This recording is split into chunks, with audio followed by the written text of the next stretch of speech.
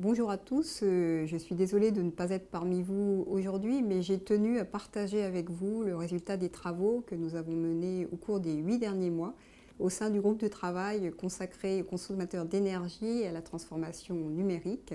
Je vous souhaite de fructueux débats autour de ce thème extrêmement riche. Alors, le groupe de travail sur le consommateur d'énergie et la transformation numérique, depuis 8 mois, s'est interrogé pour savoir comment embarquer le consommateur d'énergie dans la transition énergétique en utilisant les outils numériques.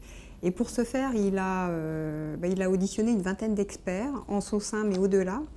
Il a beaucoup débattu et notre groupe s'est vraiment emparé des sujets des nouveaux acteurs, des nouveaux services, de l'autoconsommation collective individuelle, et ce d'autant plus facilement qu'on trouvait au sein de ce groupe aussi bien des opérateurs d'énergie, on trouvait des représentants des consommateurs individuels, mais aussi des consommateurs industriels.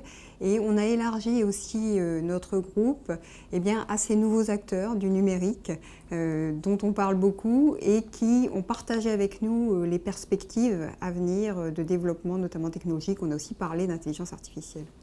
La conviction de ce groupe de travail, c'est que cette révolution numérique et cette révolution du système énergétique, c'est une opportunité. C'est une opportunité pour les consommateurs de prendre en main leur comportement énergétique et de s'approprier ces innovations techniques, ces innovations digitales.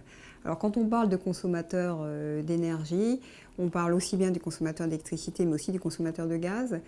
En revanche, on a fait le choix de parler plutôt du consommateur individuel parce qu'il nous est apparu que les consommateurs industriels, les consommateurs tertiaires, eux, ont depuis quelque temps déjà pris ce virage de la transformation numérique du secteur énergétique. En revanche, c'est l'enjeu, nous semble-t-il, l'enjeu majeur pour les années à venir, c'est de savoir comment le consommateur individuel va lui s'emparer, s'approprier cette transformation profonde du secteur sous l'effet du numérique. L'avenir n'est pas écrit parce que ce consommateur, il est quelquefois inquiet. Il est inquiet parce que ces opportunités peuvent se traduire dans un premier temps par davantage de complexité. Et ça peut créer de l'anxiété. Complexité, il y a beaucoup d'offres, il y a beaucoup de nouveaux acteurs. Comment s'y retrouver finalement dans ce maquis ? Ce consommateur, quelquefois, il est aussi indifférent. Il se dit finalement, aujourd'hui, le service fonctionne bien, pourquoi changer ?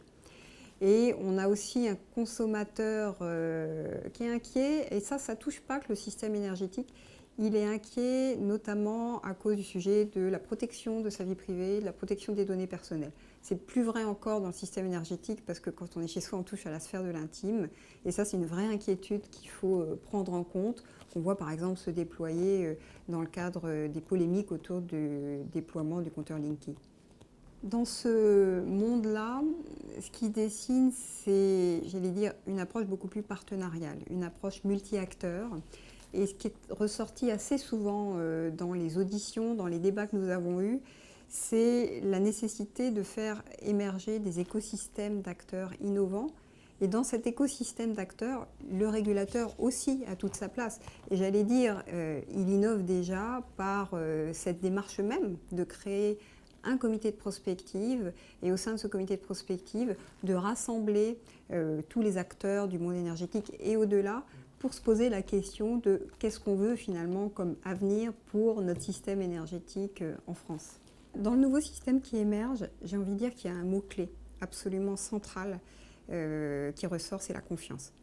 La transition énergétique avec cette forte dimension numérique n'associera les consommateurs que si ceux-ci ont confiance dans le système.